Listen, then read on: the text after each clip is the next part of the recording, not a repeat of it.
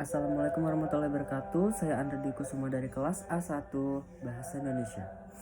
Di sini saya akan menceritakan sejarah kemerdekaan Indonesia.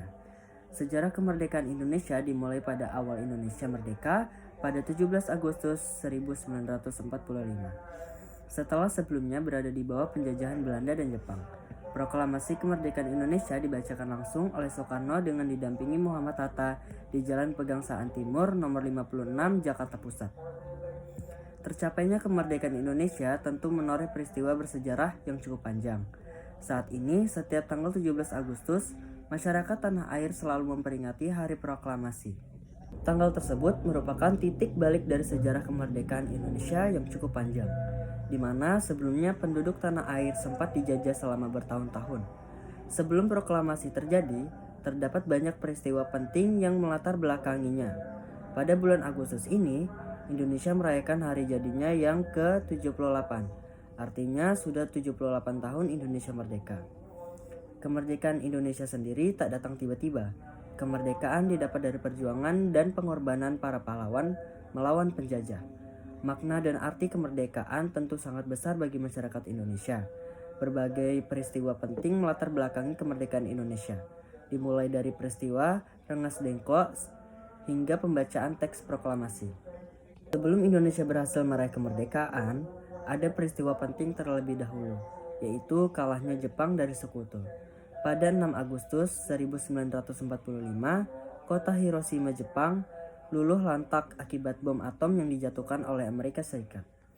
3 hari berselang, tepatnya pada 9 Agustus 1945, Amerika Serikat kembali menjatuhkan serangan bom atom di kota Nagasaki, Jepang. Hanya dalam waktu singkat, kedua bom atom ini berhasil menewaskan ratusan ribu orang di Hiroshima dan Nagasaki.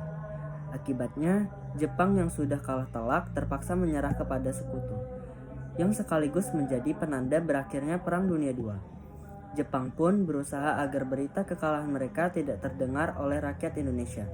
Akan tetapi, pada akhirnya para golongan muda mengetahui berita kekalahan Jepang. Mereka segera mendesak Soekarno dan Hatta agar memproklamasikan kemerdekaan Indonesia. Sejarah kemerdekaan Indonesia juga mengalami pro kontra menjelang pembacaan proklamasi tersebut. Pro kontra ini terjadi antara golongan muda dan golongan tua, di mana golongan tua merupakan para anggota PKI seperti Soekarno dan Hatta. Sementara golongan muda diwakili para anggota PETA dan para mahasiswa. Pro kontra ini terjadi karena golongan muda menganggap bahwa golongan tua terlalu konservatif.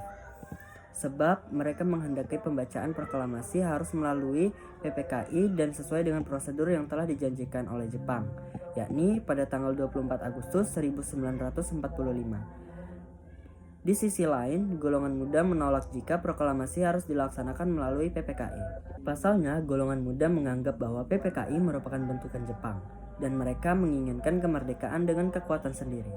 Sultan Syahrir yang termasuk dalam golongan muda merupakan tokoh pertama yang mendesak Soekarno dan Hatta untuk segera melakukan proklamasi. Selanjutnya, rapat resmi dilangsungkan di Pegangsaan Jakarta Timur pada 15 Agustus 1945 yang dihadiri oleh Johar, Subianto, Armansyah, Hairul Saleh, Kusnandar, Wikana, Margono, dan Subadio. Hasil rapat yang dipimpin oleh Hairul Saleh memutuskan bahwa kemerdekaan Indonesia tidak harus menggantungkan pada pihak lain dan merupakan hak rakyat. Meski keputusan rapat yang menjadi bagian sejarah kemerdekaan Indonesia itu telah disampaikan kepada Soekarno dan Hatta, mereka tetap bersikeras dengan pendirian, yaitu memproklamasikan harus dilangsungkan melalui PPKI. Sehingga pada akhirnya golongan muda membawa Soekarno-Hatta ke Rengas Dengklok, salah satu daerah di Kabupaten Karawang. Pilihan membawa Soekarno-Hatta keluar Jakarta adalah untuk menjauhkan mereka dari pengaruh Jepang. Pengamanan Soekarno-Hatta ke Rengas Dengklok dibantu dengan perlengkapan tentara PETA. Rengas Dengklok sendiri dipilih karena letaknya strategis dan terpencil, sehingga tentara PETA bisa mengawasi setiap langkah tentara Jepang. Dengan adanya peristiwa Rengas Dengklok, akhirnya Soekarno dan Hatta bergerak untuk segera memproklamasikan kemerdekaan. Rapat perumusan teks proklamasi pun digelar di rumah Laksamana Tadashi Maeda pada tanggal yang sama, dihadiri oleh beberapa anggota golongan muda. Di sana, rumusan teks proklamasi ditulis oleh Soekarno dan diketik oleh Sayuti Melik dengan beberapa perubahan. Setelah teks proklamasi selesai ditulis, terjadilah hari paling bersejarah bagi Indonesia. Kemerdekaan Indonesia ditandai dengan pembacaan teks proklamasi oleh Soekarno pada tanggal 17 Agustus 1945. Pembacaan tersebut dihadiri oleh para tokoh pergerakan kemerdekaan dan seluruh rakyat Indonesia yang ingin menyaksikan buah hasil dari perjuangan para pahlawan dan tokoh penting yang membawa mereka ke kemerdekaan. Upacara pembacaan teks proklamasi tersebut berjalan dengan lancar bertempat di kediaman Soekarno di Jalan Pegangsaan Timur, nomor 56 Jakarta. Beberapa acara telah disusun dalam Hari Kemerdekaan Indonesia, seperti pengibaran bendera merah putih dan sambutan oleh wali kota pada saat itu, yaitu Suwiryo dan Muwardi. Segera begitu Soekarno membacakan teks proklamasi, kabar kemerdekaan Indonesia langsung tersebar hingga ke seluruh pelosok negeri.